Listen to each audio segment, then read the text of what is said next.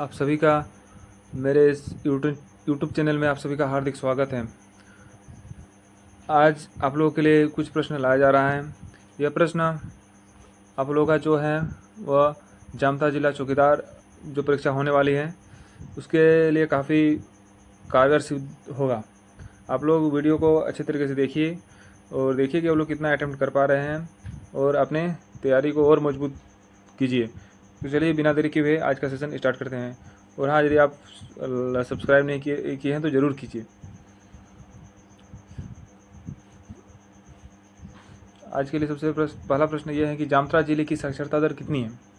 Specially Jamtara जिले के बारे में बात किया जा रहा है। सबसे पहला ऑप्शन है 64.59%, 63.59%, 62.59% न 61.59%।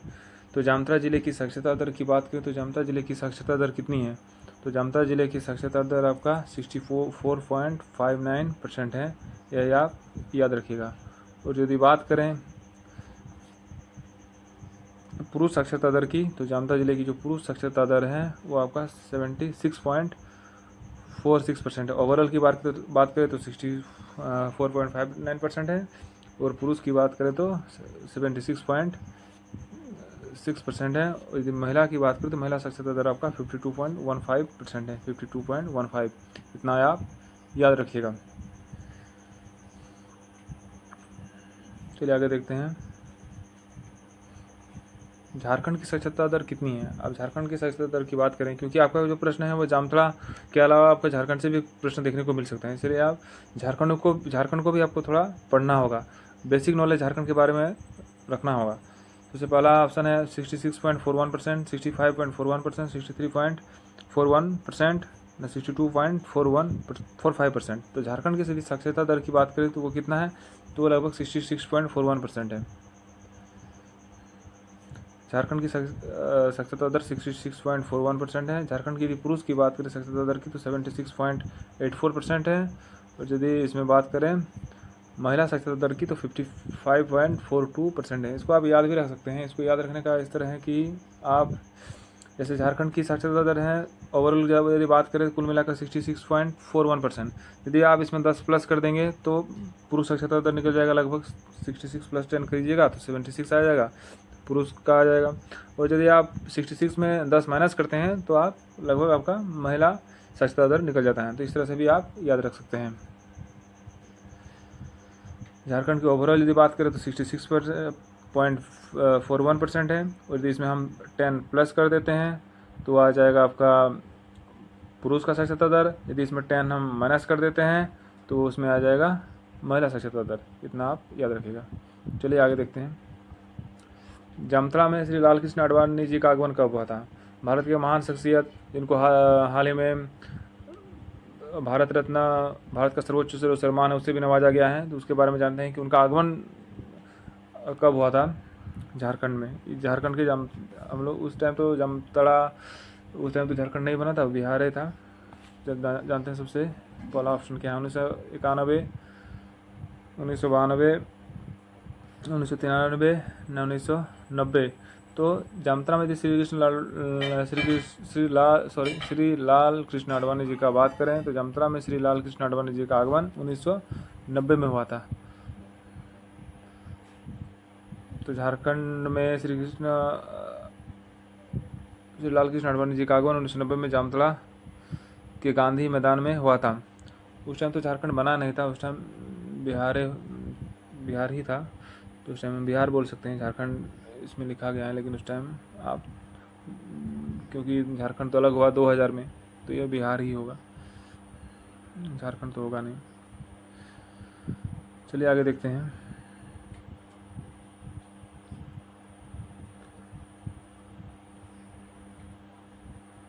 और हाल ही में 2024 में उन्हें भारत के सबसे बड़े पुरस्कार भारत रत्न से भी नवाजा गया है, आइए आप याद रखिएगा। चलिए आगे देखते हैं।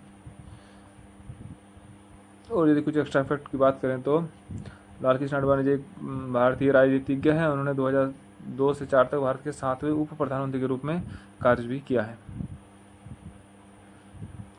आगे देखते हैं। शराबी ड्राइवर की जांच के लिए पुलिस द्वारा किए जाने वाले स्वास्थ्य परीक्षण के फिल्टर पेपर में क्या होता है। अभी जो काफ़ी चर्चा में है, जो शराब पीकर जो ड्राइविंग कर रहे हैं उनकी जांच के लिए, उनके स्वास्थ्य परीक्षण के लिए जो ब्रेथ एनालाइजर का प्रयोग किया जा रहा है, तो उसमें बोल रहे हैं क्या है, तो पोटेशियम डाइक्रोमेट या डाइक्रोमेट सल्फ्यूरिक एसिड है, ना मैग्नीशियम हाइड्रोक्साइड है, ना दोनों है, ना इनमें से कोई नहीं है। तो इसमें जो होता है वो होता है potassium dichromate sulphuric acid, dichromate होगा, dichromate, potassium dichromate sulphuric acid, di होगा, डी नहीं, डाइक्रोमेट सल्फ्यूरिक एसिड, उसके माध्यम से पता लगाया जाता है कि कौन शराब पीकर ड्राइविंग कर रहे हैं और कौन नहीं।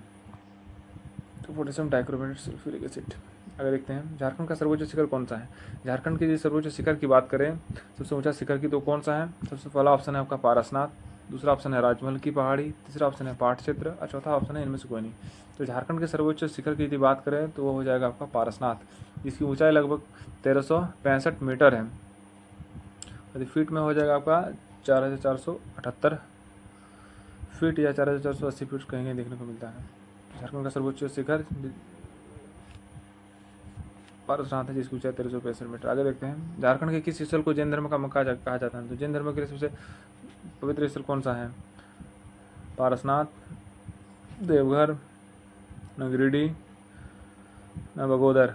तो झारखंड के किस स्थल को जैन धर्म का मक्का कहा जाता है, तो वो हो जाएगा आपका पारसनाथ।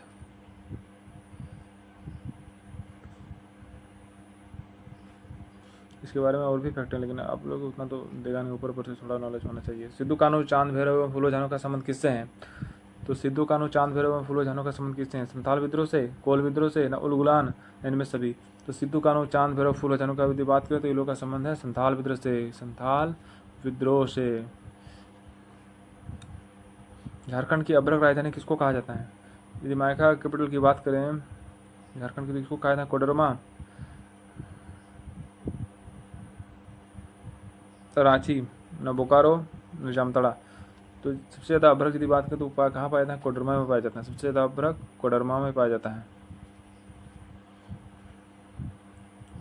झारखंड का विस्तार उत्तर से दक्षिण तक कितना किलोमीटर है, झारखंड का विस्तार बोल रहे हैं उत्तर से दक्षिण तक कितना किलोमीटर है, 380 किलोमीटर, 320 किलोमीटर, 300 किलोमीटर, ना 340 किलोमीटर। झारखंड का विस्तार पूछ रहा है आपका उत्तर से दक्षिण तक, उत्तर से दक्षिण तक। ये होता है ईस्ट, ये होता है वेस्ट, पूर्व पश्चिम, इधर होता है नॉर्थ, इधर होता है आपका साउथ। तो झारखंड का विस्तार हो रहा है कि उत्तर से दक्षिण, उत्तर से दक्षिण तक आपका कितना किलोमीटर है, तो उत्तर से दक्षिण तक आपका 380 किलोमीटर है, ये आप याद रखिएगा। यदि बात करें पूर्व से पश्चिम, तो पूर्व से पश्चिम आपका हो जाएगा उत्तर से दक्षिण, ये उत्तर से दक्षिण हो गया। और यदि बात करें पूर्व, पूर्व से पश्चिम आपका हो गया 463, पूर्व से पश्चिम 463 और उत्तर से दक्षिण 380 किलोमीटर। चलिए आगे देखते हैं झारखंड का क्षेत्रफल भारत के कुल क्षेत्रफल का कितना प्रतिशत है, झारखंड का क्षेत्रफल भारत के कुल क्षेत्रफल का कितना प्रतिशत है। ऑप्शन नंबर 1 2.42%, 2.45%, 2.58% और 3%। तो झारखंड का जो क्षेत्रफल है भारत के क्षेत्रफल का 2.42% है, ये आप याद रखिएगा। चलिए आगे देखते हैं झारखंड की जनसंख्या भारत की कुल जनसंख्या का कितना प्रतिशत है, 2.72%, 2.82%, 2.92% ना 3%। तो झारखंड का जो जनसंख्या है भारत की कुल जनसंख्या का 2.72% है, ये आप याद रखिएगा।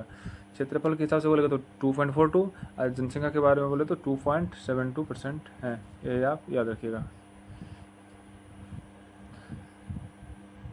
झारखंड राज्य का आकार की बात करें तो झारखंड राज्य का आकार के साथ चतुर्भुज के समान है। यदि आप लोगों को वीडियो अच्छा लगा तो ज़रूर कमेंट कीजिएगा, लाइक कीजिएगा, सब्सक्राइब कीजिएगा और इसी प्रकार के आगे वीडियो के लिए आप लोग ज़रूर सब्सक्राइब कर ही लीजिए। इसी प्रकार का वीडियो आके मिलते रहेगा। तो आज के लिए इतना ही, धन्यवाद, मिलते हैं फिर अगली क्लास में।